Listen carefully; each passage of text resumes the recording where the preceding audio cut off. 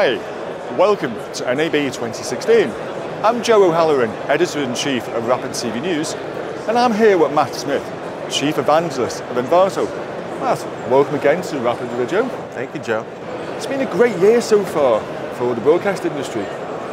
What do you think's been like driving it? It's been a huge year. I think more and more organizations are realizing that the tools and technology are here to be able to stand up a multi-channel or even just a single channel service, whether it's live or VOD. The tools are there, it's easier than ever. It takes a matter of weeks, not months.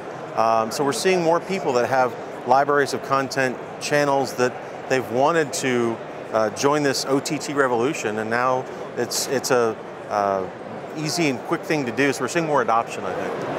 The TV everywhere market now is in particularly booming. Netflix is everywhere, and there's TV everywhere, multi-screen solutions, seemingly from everybody.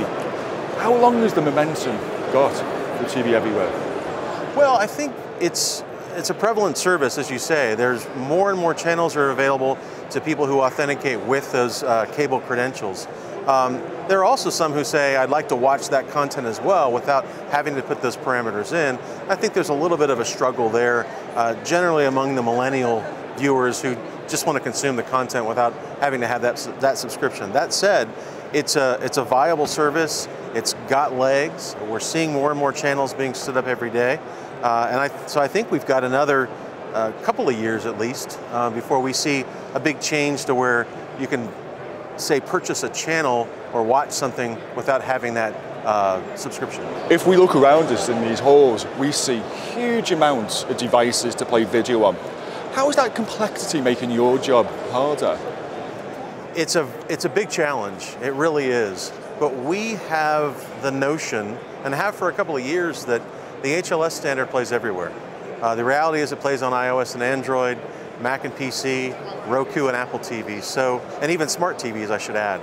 So it is a universe of many, many devices, and while it scared the living daylights out of a lot of broadcasters and programmers just a few years ago, the reality is we can hit every screen with one format and do complex things like insert ads, replace content, or enforce blackouts and rights and things like that.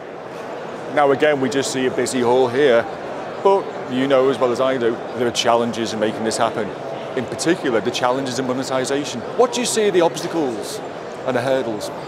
I think monetization has really gotten some traction here in North America. In the US, it's really gotten some legs. In Europe, I think it's a little slower, but I think we're going to see that change in the next 12 to 18 months, perhaps in other regions of the world too. I think a little bit of one of the biggest challenges today are ad blockers, right? This is another thing we just joked a second ago about scaring the living daylights out of people. Ad blockers will prevent ads from playing if you're doing client-side ad insertion. We believe everything should be done at the server side so that we escape that boogeyman and are able to deliver ads on every platform. So it seems like a big problem, but the reality is we have customers today who are really generating profit from dynamic ad insertion. We're here at NAB. You've got a busy stand. What are you guys doing? Some of the exciting things at NAB this year for us are 360-degree video. So now people can immerse themselves in a piece of content. This is different than an augmented reality or virtual reality. It's just standard video that's shot in 360 degrees. So you can scroll around the content, or if you have a piece or a pair of Google Cardboard glasses or an Oculus Rift or something like that, I mean, you can look at this content and be all in and around it. Additionally, we're showing broadcasters how we can take their live event and make it instantly available as a monetizable VOD asset within minutes of it airing. That's a big deal. And then lastly, and certainly not least, we're showing broadcasters how they can take all of the footage that they may shoot for an interview or a documentary, whatever the case is, where they aired it, they may have edited it down to a 2-minute or a 3-minute piece, but you've got other pieces of the interview, you've got other B-roll that they've shot that often just get trashed. So we're showing them tools where they can make some editorial edits and create other content and build an entire new OTT channel with that content. We're very excited about that. Now you mentioned 360 degrees, and some people would think that's virtual reality. Is that going to be, how would you explain that? Well, I'm no expert, but there are some subtleties to it. 360-degree video is something that's very cost-effective and viable today, where cameras exist where people can shoot this content very quickly and easily and get it into a workflow like ours and get it into viewers' hands. Augmented reality and virtual reality, where you have to wear those goggles all the time, those are different experiences, and they have their own merits, but they're different than 360-degree video. We think that broadcasters will embrace 360-degree video and give their viewers an experience that they haven't seen before.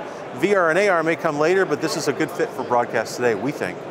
Okay, Matt, so just say we're here in 12 months' time, look into the crystal ball. How do you see the industry being different? Wow, the magic 8 ball, the crystal ball is a little cloudy, but I'll try two things. I think we're going to see some more consolidation. The past year, since NAB 2015, we've seen a couple of companies in our space that are now part of larger organizations. I think we'll continue to see some of that.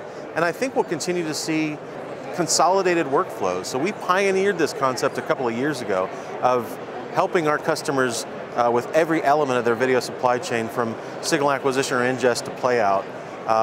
And there are other companies that are doing this today. I think we're going to see more and more of that because the technology has advanced to where there are state-of-the-art tools to where companies don't have to employ engineering teams to build little pieces. They can license off-the-shelf technology and integrate it into their workflow. So those are my cloudy predictions for NAB 2017. We look forward to seeing if they come true. Thank you very much for watching.